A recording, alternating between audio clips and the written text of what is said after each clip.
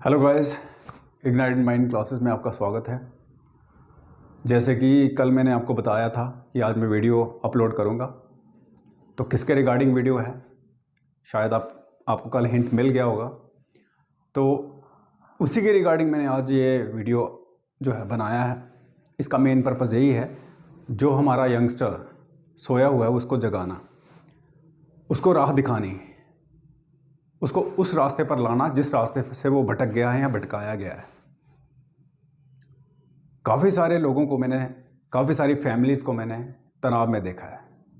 और आज हमारा भारत जिस साइड जा रहा है और जिस साइड उसको जाना चाहिए, तो कहीं ना कहीं जो कंट्री ने सपना सोचा है, हमारे देश ने सपना सोचा है, तो कहीं ना कहीं उस सपने को पूरा करने के लिए हमारे जो यूथ हैं, हमारे जो यंगस्टर्स हैं, वो मुझे नज़र नहीं आ रहे हैं उस राह पर चल रहे हैं जहाँ पर हमारे जो पीएम जो हैं उन्होंने भारत को कहाँ पहुँचाना है, किस स्टेज पर ले जाना है।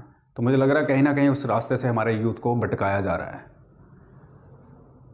हमारा देश आज उन देशों में गिना जाता है जो सुपर पावर है, क्योंकि भारत के पास आज हर एक, हम कह सकते हैं कि स्ट्रॉन्ग इकॉनमी है, स्ट्रॉन्ग मिलिट्री है और काफ़ी सारे अदर पैरामीटर्स हैं जिन पर हम यही बोल सकते हैं कि हमारा इंडिया डेवलप्ड कंट्रीज़ के मुकाबले जो है काफ़ी ज़्यादा, हम कह सकते हैं कि उनके मुकाबले तक पहुंच गया है। तो एक दिन मैं यही एक्सपेक्ट करता हूं और यही कोशिश होगी हमारे पीएम जी की कि वो जल्दी से जल्दी हमारी कंट्री को एक ऐसी स्टेज पर लाएंगे, एक ऐसी पोजीशन जो है उस पर लाएंगे कि जहां पर हमारी भी काउंटिंग उन चंद कंट्रीज़ में होंगी जो आज की डेवलप्ड कंट्रीज़ हैं, just like US and France, in fact UK also. तो मैं ये चाहता हूं कि जैसे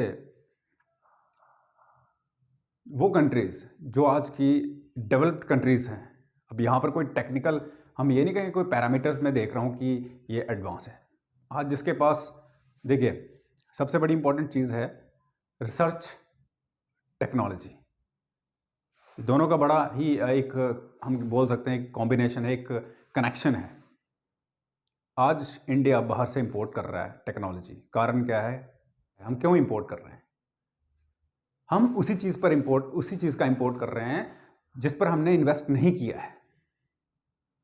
और ये हमें सीधा क्या बताती है, हमारी वीकनेसेस उस एरिया में जहां पर हमें इन्वेस्ट करना चाहिए। और सिंपली हम इन्वेस्ट उस चीज़ पर नहीं कर रहे हैं जहां पर हमें करना चाहिए, that is research, R&D sector. आज चाइना ने R&D सेक्टर में देखो कितनी इन्वेस्टमेंट की है। आज यूएस देखो, आज रशिया को देखो, आज फ्रांस को देखो, यूके को देखो, जर्मनी को देखो। तो इन सारी कंट्रीज़ ने R&D सेक्टर पे काफ़ी ज़्यादा इन्वेस्टमेंट की है, तो तभी आज उनको आउटपुट मिल रहा है और वो एक्सपोर्ट कर रहे हैं टेक्नोलॉजीज, चाहे वो कुछ भी हो। लेकिन इंडिया को लेकर, क्योंकि आपको पता है इंडिया का रिकॉर्ड रहा है कि इंडिया में हार्ड वर्किंग पॉपुलेशन की कोई कमी नहीं है, टैलेंट की कोई कमी नहीं है। और आपको पता है सबसे ज़्यादा आफ्टर चाइना इंडिया के पास वर्किंग एज पॉपुलेशन है। इवन आज के टाइम में अगर आप अब अगर कैलकुलेशन करें, अगर हम देखें in terms of working population, तो मुझे लगता है इंडिया में सबसे ज़्यादा है। तो उस पॉपुलेशन को मैं कह रहा हूं कि चाइना को सबसे बड़ा खतरा किस चीज़ से है? इंडिया की वर्किंग पॉपुलेशन से। पाकिस्तान को क्या खतरा है? पाकिस्तान को तो जेलसी कश्मीर इशू का ही मार गया, उसको तो ये कश्मीर ही चाहिए। पाकिस्तान जो है इंडिया से डायरेक्टली लड़ नहीं सकता, उसको पता मैं लड़ूंगा क्या, मैं तो जीत ही नहीं सकता। साइज की नहीं बात कर रहे हैं हम यहाँ पे, हम बात कर रहे हैं पास्ट रिकॉर्ड्स की, उसका ट्रैक रिकॉर्ड। चाइना की जहां तक बात करें, चाइना डायरेक्टली हमारे से लड़ नहीं सकता। वो प्रॉक्सीज यूज़ करता है, लाइक पाकिस्तान। उसको पता है डायरेक्टली लड़के नुकसान दोनों का होगा। अब इंडिया का यूथ टैलेंटेड है। हर एक कंट्री में तकरीबन 100+ कंट्रीज़ में इंडिया के यूथ परफॉर्म कर रहे हैं। दिन ब दिन देखिए कैसे हमारे जो खासकर सॉफ्टवेयर इंडस्ट्रीज़ जो है कैसे ग्रो कर रही है। तो हमारे यूथ इतने टैलेंटेड हैं पूरे इंडिया में। अगर देखें, चाहे वो यूपी की बात की जाए, चाहे वो कर्नाटक की बात की जाए, आंध्र प्रदेश की, केरला की, इवन यूटीज़ की, हमारे JNK की बात की जाए, पंजाब की बात की जाए, राजस्थान की बात की जाए, छत्तीसगढ़ की बात की जाए, नॉर्थ ईस्टर्न स्टेट्स की बात की जाए, तो हर जगह से हमारा यूथ टैलेंटेड है। हर एक पॉइंट ऑफ व्यू से देखा जाए हमारा यूथ अदर कंट्रीज़ के यूथ के मुकाबले काफ़ी ज़्यादा, मैं कहता हूँ कि उनसे थोड़ा नहीं, बहुत ज़्यादा आगे निकल चुका है। लेकिन इसी बीच एक ऐसा मैं कह सकता हूँ कि एक ऐसी सेक्शन है यूथ की जिसको भटकाया जा रहा है। और आपको पता है ये कौन भटका रहा है? स्टूडेंट, एक पढ़ने लिखने वाला एजुकेटेड स्टूडेंट है, वो अपनी पढ़ाई छोड़ देता है।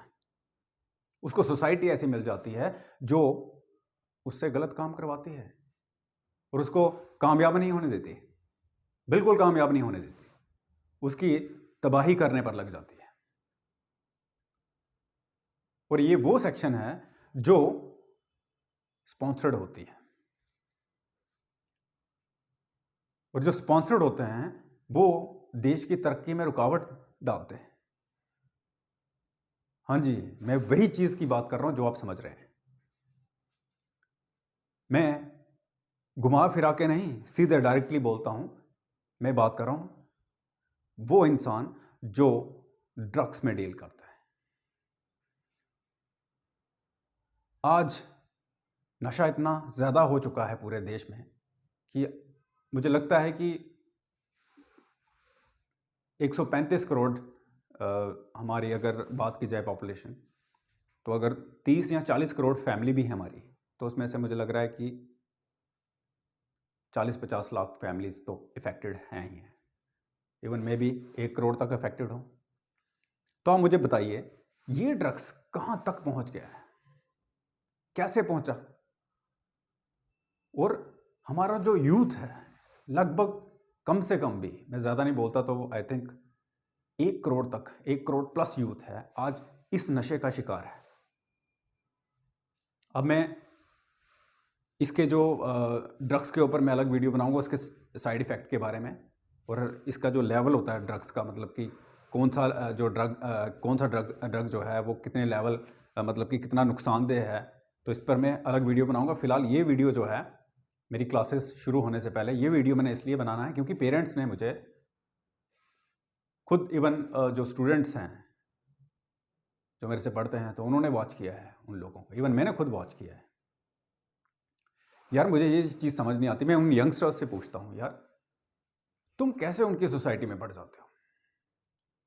तुम्हारे माँ बाप ने इतना खर्चा किया तुम्हारे ऊपर, हज़ारों लाखों रुपए खर्च करते हैं, बाद में तुम क्या उनको देते हो? ड्रग्स, गंदा नशा, जिससे समाज में एक गलत मैसेज आता है। आपके साथ जो पढ़ने वाला है, जिसने पढ़ना है, आगे जाना है, वो भी तो भटक गया। आप नशा करते हो, लेकिन ये नहीं सोचते कि इसके रिजल्ट्स क्या होंगे, इसके कॉन्सिक्वेंसेस क्या होंगे। माँ बाप ने क्या एक्सपेक्टेशंस लगा के रखी हैं आपके साथ? वो सोचते हैं कि हमारा बेटा दूर पहुंचेगा। उनको थोड़ी पता जो इंसान दूर पढ़ने जाता है उसका तो पता ही नहीं चलता क्या पढ़ने गया, घर आया, लेट आया, इंक्वायरी करो तो बोलते हैं गाड़ी लेट हो गई थी, ट्यूशन लेट हो गई थी। कहने का मतलब ये है कि आज बहानेबाजी ज़्यादा हो गई। मैं यंगस्टर्स से यही बोलता हूं कि तुम सोच समझ के कदम रखो। कोई भी चीज़ अगर कर रहे हो, कोई भी एक्टिविटी कर रहे हो, किसी की एक्टिविटी को जज करो। कोई तुम्हारा दोस्त है, वो अगर गलत कर रहा है उसको रोको, 2-3 बार रोको, नहीं रुकता है देन वो फिर उसका भगवान ही सब कुछ करेगा। तो कहने का मतलब आज नशा इतना ज़्यादा हो गया है, चाहे हम किसी स्टेट की भी बात करें, नॉर्थ इंडिया के देख लो आप, यूपी से लेकर Punjab, Jammu and Kashmir and other states है, जितनी भी हम बात करें, तो आज पूरी कंट्री जो है ये नशे के साथ जूझ रही है। और आपको पता है कि ये सप्लायर्स जो हैं ये एंटी इंडियंस हैं, ये नहीं चाहते कि हमारे देश में प्रोग्रेस हो, इंडिया डेवलप्ड कंट्री बने। अब यहाँ पर आपको पता है कि एंटी इंडिया कौन हो सकता है? सिंपली अवर नेबर्स। चाहे मैं पाकिस्तान की बात करूँ, चाहे चाइना की बात करूँ, देखो फिजिकली वो हमें हरा नहीं सकते, अब मेंटली चल रहे हैं हराने के लिए। फिर भी मोदी जी के नेतृत्व में मोदी जी ने इसको संभाल के रखा है। और हम डिजिटल इंडिया की बात कर रहे हैं, लेकिन उसका तो अभी 10 या 20% हिस्सा ही हमने अभी मतलब कि अचीव किया है। हम तो प्रोग्रेस कर रहे हैं। कैसे पहुंचेंगे अगर ऐसे ही हालत रही तो? मैं उन लोगों से पूछता हूं जो नशे में डील करते हैं, तुम्हें क्या मिल जाता है? पैसे मिल जाते हैं, चंद पैसे मिल जाते हैं, और बदले में बर्बादी लोगों की, खुद जो डील कर रहे हैं उनकी। तुम कम से कम ये सोचो कि उस नशे को बेचने के बाद ये सोचो कि उन माँ बाप पे क्या बीतती होगी जो बच्चे शाम को नहीं पहुंचते, अगले दिन बुरा समाचार मिलता है। मतलब ये चीज़ सोची है तुमने ड्रग्स बेचने से पहले? और जो ड्रग्स बेचते हैं, क्या तुम उनसे पूछते हो यार और कोई काम नहीं मिला तुम्हें करने के लिए? इंडिया एक ऐसी कंट्री है जिसने हर एक मजहब, हर एक सेक्ट को क्या किया है? एकोमोडेट किया है, हर एक के व्यूज को अब्जॉर्ब किया है। इधर हर एक रिलीजन की रिस्पेक्ट की जाती है, हर एक इंसान की फेथ की रिस्पेक्ट की जाती है। बट जब ये चीजें होंगी तो ये तो एक कलंक है समाज पर। ड्रग्स यानी कि आपने तरह तरह के ड्रग्स के नाम सुना है, जो लेते हैं उनको तो ऑलरेडी पता है, बट मैं सोसाइटी को ये मैसेज देना चाहता हूँ, खासकर यंगस्टर्स को, यंगस्टर्स प्लीज़ इस चीज़ से बाहर आएं, क्योंकि ये आपका फैमिली का जो होता है ना, एक फैमिली में जो सुकून होता है, फैमिली में जो पीस है, उसको भंग कर देगा। आपके ब्रदर हैं, आपके सिस्टर हैं, आपके पेरेंट्स हैं, आपके रिलेटिव्स हैं, सब दुखी होंगे। कोई नहीं चाहता कि मेरा बेटा जो है वो ड्रगिस्ट बने, ड्रग पेडलर बने। इससे अच्छा कोई दुकान करो, इससे अच्छा कोई रेडी लगाओ, कुछ मतलब कि कियोस्क लगाओ, वहाँ पर मतलब कि जो है मतलब कि उधर से पैसे कमाओ। ये कौन सा काम है? ये तो बर्बादी का काम है, ये तो तुम बर्बादी की तरफ जा रहे हो। तो इसलिए मैं यंगस्टर्स से यही बोलता हूँ कि ये जो नशा करना है इसको छोड़ दीजिए, क्योंकि इससे आपका तो नुकसान है ही है, लेकिन पेरेंट्स जो आपके केयर टेकर हैं वो बहुत ही, उनके दिल पर, उनके दिमाग पर क्या गुजरेगी ये आप नहीं जानते। करोड़ों फैमिलीज इंडिया की सुकून से जीने का, हमारे जो हम नेबर्स की बात करें, वो नहीं चाहते कि करोड़ों फैमिलीज जो इंडिया की वो सुकून से जी सकें, क्योंकि वो हमेशा नेगेटिव सोच के साथ चलते हैं, तो हमारे यूथ को भी नेगेटिवेट कर रहे हैं।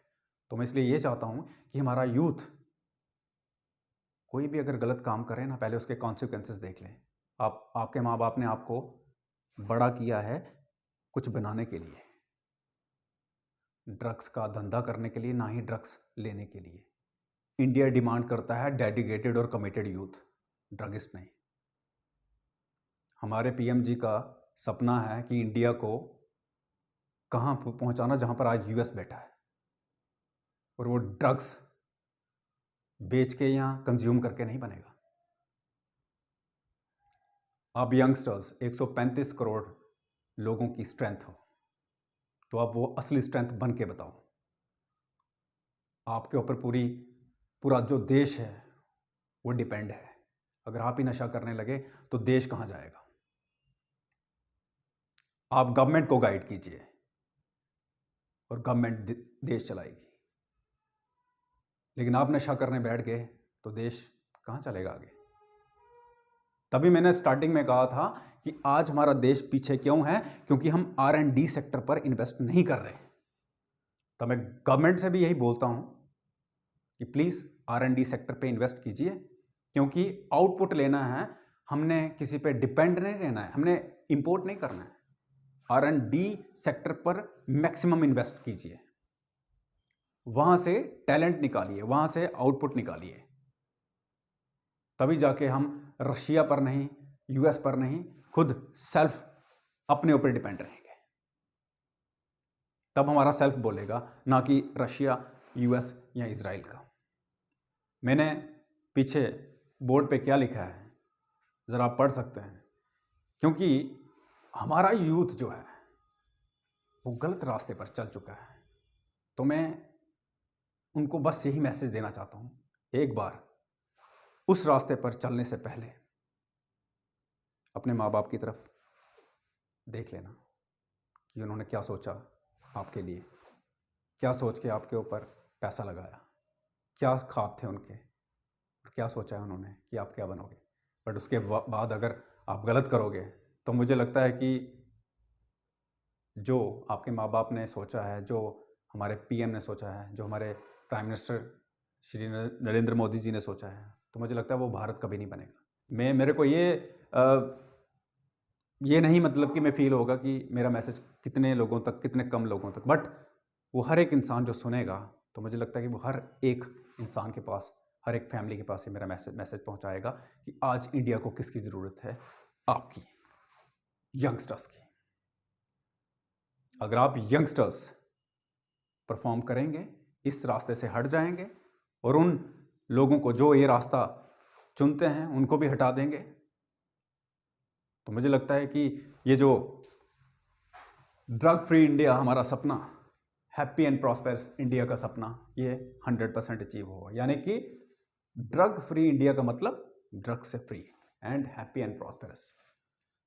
तो हर एक फैमिली जो है हमारी कंट्री की, वो खुश भी होगी और हमारा देश तरक्की भी करेगा। यानी कि वो करोड़ों लोग, वो करोड़ों फैमिलीज जो एस्पायर करती हैं और जो हमारे यंगस्टर्स जो इंस्पायर करते हैं दूसरों को, तो वही देश को, इंडिया को आगे लेके जाएंगे और हम भी UN में एंट्री करेंगे, हम भी सुपर पावर बनेंगे और हम भी US की तरह टेक्नोलॉजी को एक्सपोर्ट करेंगे। तो बस इसके साथ ही मैं यहाँ पे वाइंड अप करना चाहूँगा और मैं यही मैसेज दूंगा कि प्लीज़ इस ड्रग्स से बचिए, और वो लोग जो बेचते हैं प्लीज़ उनके आगे भी रिक्वेस्ट है, प्लीज़ आप इस चीज़ को मत करिए। एटलीस्ट आप अपनी फैमिली को भी देखिए और उन लोगों की फैमिली को भी देखिए जिनको आप तबाह कर रहे हैं, क्योंकि देश आपके ऊपर डिपेंड है। अगर आप ये गलत काम करेंगे तो मुझे नहीं लगता कि देश डेवलपमेंट की राह पर चलेगा। तो इसलिए मैं फिर से यही रिपीट करूँगा कि देश को आगे बढ़ाने के लिए आपको पढ़ना पड़ेगा। तो इसके साथ ही मैं यहाँ पे वाइंड अप करता हूँ। तो कल के लिए GS का पहला लेक्चर जो है वो आपको डिलीवर करूँगा। जय हिंद।